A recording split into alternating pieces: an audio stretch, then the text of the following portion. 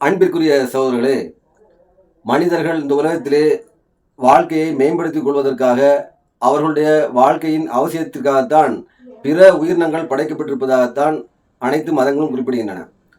இந்த 3 பங்கு தண்ணீராலும் 1 பங்கு நிலத்தாலும் இருக்கக்கூடிய இந்த உலகமானது முழுக்க முழுக்க மனிதர்களுக்கு சொந்தமானது. உரிமை கொண்டாடுவதற்கு மனிதனே தகுதி படைத்தவன். அந்த மனிதனுக்கே ஒரு பகுதியிலே செல்லக்கூடாது என்று தடை போடக்கூடிய நிலைமை இன்றைக்கு நாய்களால் ஏற்பட்டிருக்கிறது. நாய்கள் இருக்கக்கூடிய பகுதிகளில் மனிதர்கள் செல்லக்கூடாது, நீங்க தான் ஒதுங்கி போகணும் என்று சொல்லி நாய்களுக்கு ஆதரவாக பேசக்கூடிய டாக் லவர்ஸ் இன்றைக்கு கருத்துக்களை தெரிவித்து வருகின்றார்கள். மனிதர்களை பொறுத்த வரைக்கும் ஒரு நிலத்திலே அவன் வாழ தொடங்கிவிட்டான் என்று சொன்னால் அங்கு பூகம்பமே வந்தாலும் பெரிய சுனாமியே வந்தாலும் அழிவுகள் ஏற்பட்டாலும் திரும்பவும் அதே பகுதிக்கு வந்து புனர் நிர்மாணம் செய்து அதே இடத்தில் வசிக்கக்கூடியவனாக இருக்கின்றான்.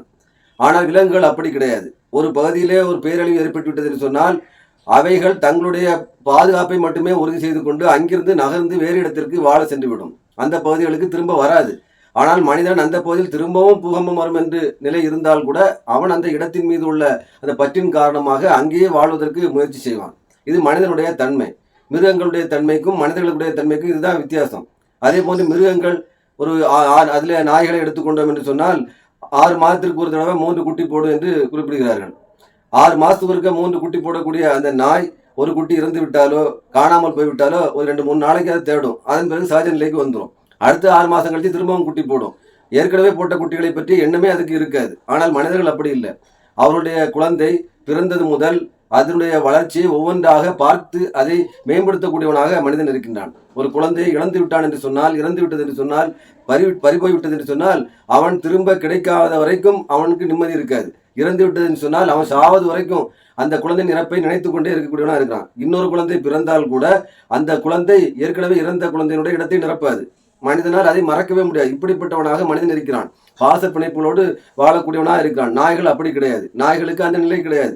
அப்படி இருக்கக்கூடிய சூழ்நிலையில ஒரு நாய் ஒருவருடைய குழந்தையை கடித்து குதறி கொன்று விட்டது என்று சொன்னால் அந்த மனிதனுடைய நிலை எப்படி இருக்கும்? அவன் மனசு எப்படி பாடுபடும்? எந்த சூழ்நிலையிலும் அவன் அதை மறக்கக்கூடியவனாக இருப்பானா? சாகிற வரைக்கும் அவனுக்கு அது ஞாபகம் இருந்து கொண்டே இருக்கும்.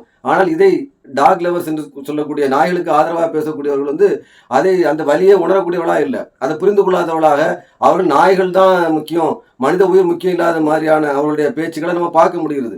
மனித உயிர்களை காப்பாற்றிக் கொள்ள மனிதர்கள் தான் ஒதுங்கி இருக்கணும். குழந்தைகளை வெளியே அனுப்பாதீங்க. குழந்தைகள் வெளியே சென்று சமூகத்தோடு வாழ பழகி கொண்டால்தான் அவருடைய எதிர்கால வாழ்க்கையிலே அவர்கள் நிறைய விஷயங்களை தெரிந்து கொள்ள முடியும். அந்த எதிர்காலத்தை சரியான முறையில் அமைத்துக் கொள்ள முடியும். மனிதனே சமூக பிராணி தான் நம்ம சொல்றோம். சமூகத்தோடு வாழணும். அந்த குழந்தைய வெளியே செல்லாமல் வீட்டிலே அடைச்சி வச்சு கொண்டு வெளியே போகாதீங்க, மளிகை கடைக்கு போயிடாதீங்க, ஸ்கூலுக்கு போகிறதுக்கு யாராவது ஒருத்தர் துணையோடு தான் போகணும் இப்படிங்கிற மாதிரி அந்த குழந்தையை ஒரு பாதுகாப்பற்ற சூழ்நிலை நம்ம உருவாக்குறோம்னா அந்த குழந்தையுடைய மனநிலை எப்படி இருக்கும்? அந்த குழந்தைய எதிர்கால வாழ்க்கை எப்படி அமையும்? இதையெல்லாம் இன்றைக்கு நாய்களுக்காக ஆதரவாக இருக்கக்கூடியவர்கள் நினைத்து பார்க்க வேண்டும். அப்போ நாய்களுடைய அந்த உயிர்கள் முக்கியமானது. நாய்களை நம்ம கொலை செய்ய சொல்லலை. நாய் ஜீவகாருண்யம் பார்க்கறதுலாம் சிறந்த நல்லது தான். ஆனால் அந்த நாய்களே அதற்கென்று ஒரு இடத்தை வசிப்பிடத்தை உருவாக்கி அங்கேயே வைத்து அவங்க பார்த்து கொள்ளட்டும். இல்லை என்று சொன்னால் அவங்க வீட்டிலேயே அடைத்து வைத்து அதுக்கான தேவையை நிறைவேற்றிக் கொள்ளட்டும். அந்த நாயை வெளியே விட்டு அதை விரும்பாத மக்களுக்கு, அதனால் ஆபத்து ஏற்படக்கூடிய மக்களுக்கு வந்து பாதிப்பை ஏற்படுத்தி விடக்கூடாது. இதை நாய்களுக்கு ஆதரவாக பேசக்கூடியவர்கள் இதை புரிந்து கொள்ள வேண்டும். நாய்களுடைய உயிரை விட மனித உயிர் மதிப்பானது. ஆனால் அதே நேரம் நாய்களுடைய உயிரை பாதுகாக்க வேண்டியதும் நல்லது தான். அது பாதுகாக்கிறது வந்து அதை கொலை செய்யணும், அதை எல்லாத்தையும் கொண்டு விட வேண்டும் என்று யாரும் நினைக்கல. நாய்களுடைய உயிருக்கும் பாதுகாப்பு கொடுங்க. ஆனால் நாய்களை வந்து மனிதர்களை ஆபத்து ஏற்படுத்தாத வகையில் அதை பராமரிக்க வேண்டும். இதை டாக் லவர்ஸ் புரிந்து கொள்ள வேண்டும் என்று கேட்டுக்கொள்கிறேன்.